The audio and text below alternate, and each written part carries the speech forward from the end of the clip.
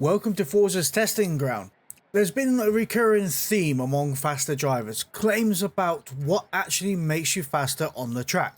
So I'm going to put them to the test. Is manual with clutch really faster than an automatic? What's the fastest way to launch a car off the line? Is it bouncing off a rev limiter, throttle control, or traction control? Does having downforce increase tyre wear, or does it just slow you down? How much slower is a full tank compared to empty? And does brake pressure actually make a difference? Let's go and find out. First up is going to be manual with clutch versus automatic. For this test we went from 30 miles per hour to 100 miles per hour to see which one accelerated faster, and I ran this test back to back 4 to 5 times. I'm going to take a look at the fastest times of all three categories.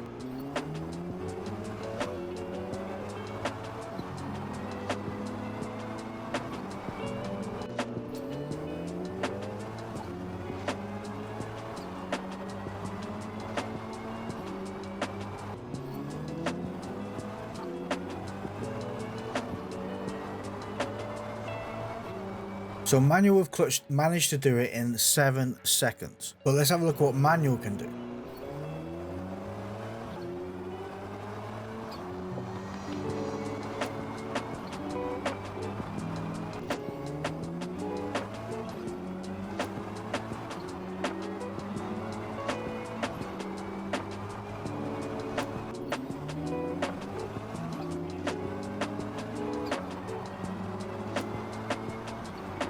Now it may show that it's still saying 7 seconds. Now I wish I had microseconds to go with it, because actually from 30 to 100 miles per hour it took 2 extra frames on a 60 frames per second recording.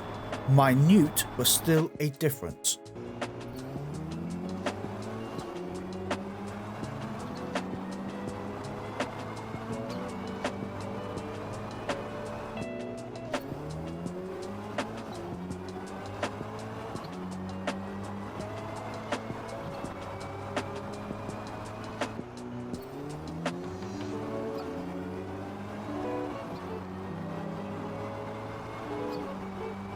And it's the same story with automatics, still showing 7 seconds, but again, during editing, it's an extra 2 frames per second slower than manual, which in total, automatic is 4 frames per second slower than manual with clutch, which according to maths is 0.066 of a second.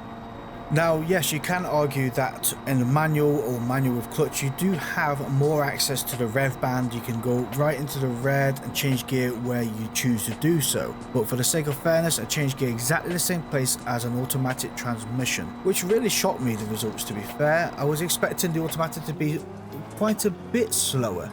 But let me know what you think down in the comments below. Did you think automatics were actually slower than that? Now on to launching. I tested 3 different styles of launching your car off the line. Manual with full throttle bouncing off a rev limiter, manual with throttle feathering, and traction control on. Which 3 of these do you think will be the fastest off the line to 100 miles per hour? Let me know down in the comments below, see if you're right. I also went back to manual with clutch to make things consistent, changing gears at exactly the red line on all 3 tests 3 times around.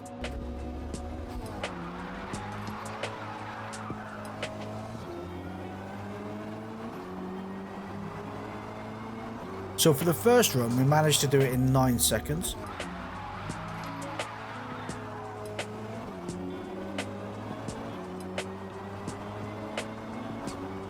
Second run, we managed to do it in 8 seconds.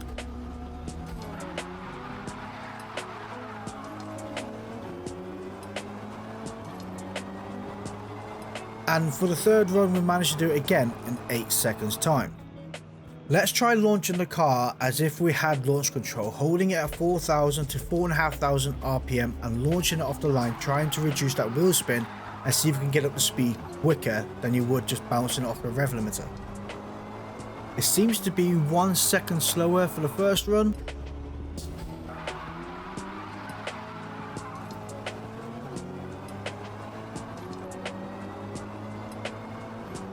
Again, 9 seconds for the second run.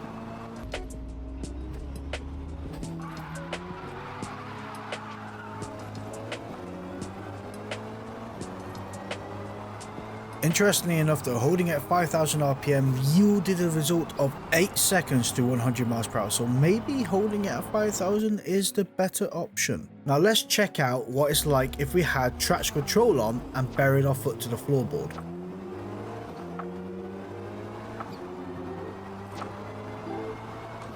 First run was 9 seconds.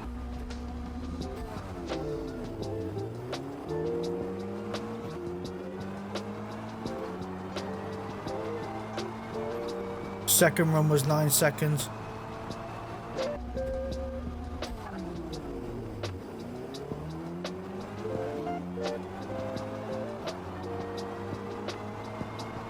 And the third run again was 9 seconds. I did notice during editing though that traction control took 2 frames longer than launching with a controlled RPM. So again, that's probably what, 0.033 of a second.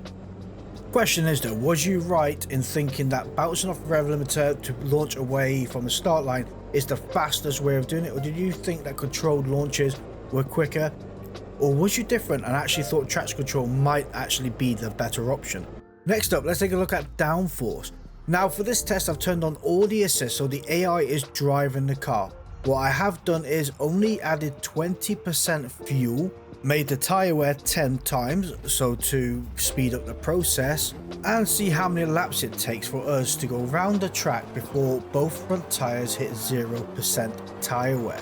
For this first run, we have 0 downforce on the car, so let's see how long it takes for the AI to burn out the front tyres to 0%. By the time we get to lap 5, the front tyres are on 46-42%, and we've used quite a bit of fuel actually. I've got to a point where I was thinking, did I actually not put enough fuel in this car? But considering we have more tyre wear than fuel left over, percentage wise, we seem to be in a good situation. Although the AI does seem to be setting a good lap time as well, to be fair. It wasn't until halfway through lap 7 that the front right hand tyre went to 0%, and then the other tyre wasn't far long after. But how many minutes was that in total? So in total, the car lasted 6 minutes 24 seconds on minimal downforce. Is that good? Who knows? Let me know what you think down in the comments below who's going to win this battle. But let's get on with maximum downforce and see how long it takes for it to run out of tyres on the front.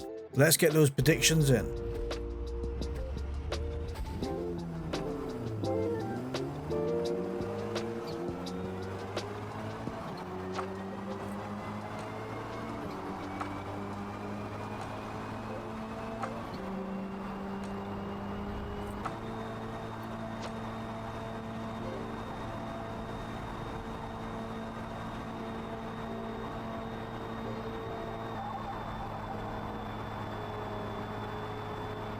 Now this is a very interesting result.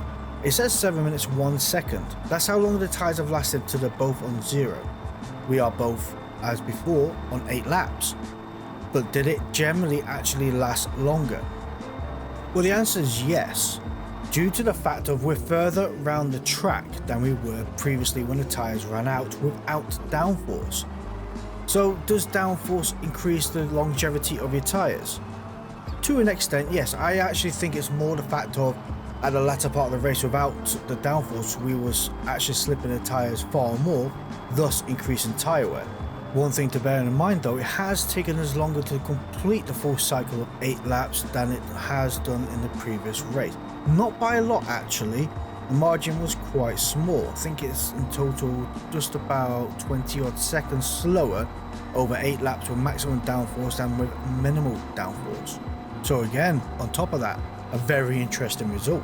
Keeping on the topic of interesting results, let's take a look at fuel load and how it affects your overall lap times. And is it really worth running lower fuel and pitting and adding more fuel, or are you better off filling your tank off to start with?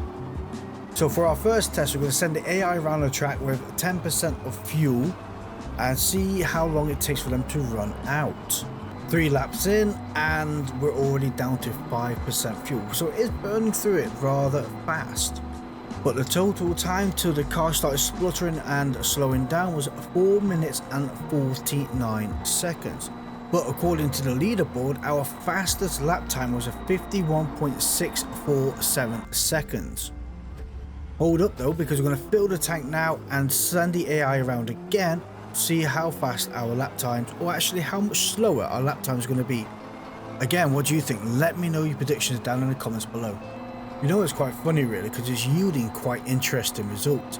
It's only about a tenth slower, give or take, overall per lap, having a full tank of fuel than it is running on empty.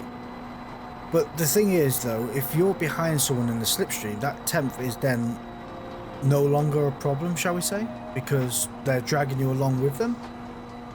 It really was an interesting result. I was not expecting that one. So to finish off our testing, I wanted to test how much braking performance is affected by worn tyres, as well as how different brake pressures affect your braking abilities. For this, I've decided to put on the ABS to make it as fair as possible, because locking up, it doesn't matter whether you're at 50% brake or 150% braking effort.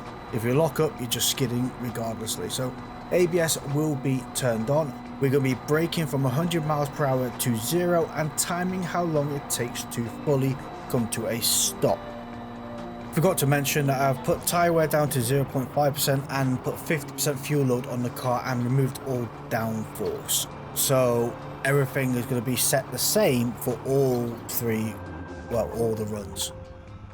So for the first run, we managed to stop the car in 0.03 seconds, and we're pretty much besides the big oval building to our left hand side. Lovely little building there. For the next run, we're going to be having our tyres around about 35% worn, and we hit the brakes at the start finish line, and we have managed to stop in a 0.03 seconds again, and actually pretty much very close, if not the exact same location as we did previously.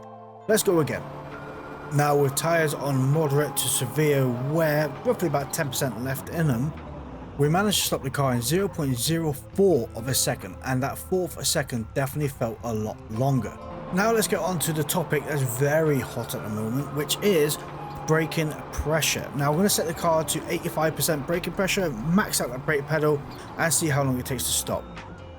Again, it stopped the car in 0.03 of a second and pretty much at the same location as it was previously. But let's take the brake pressure right through the roof and put it to 150% and see how long it takes to stop, and if we're stopping in the same location as we were previously.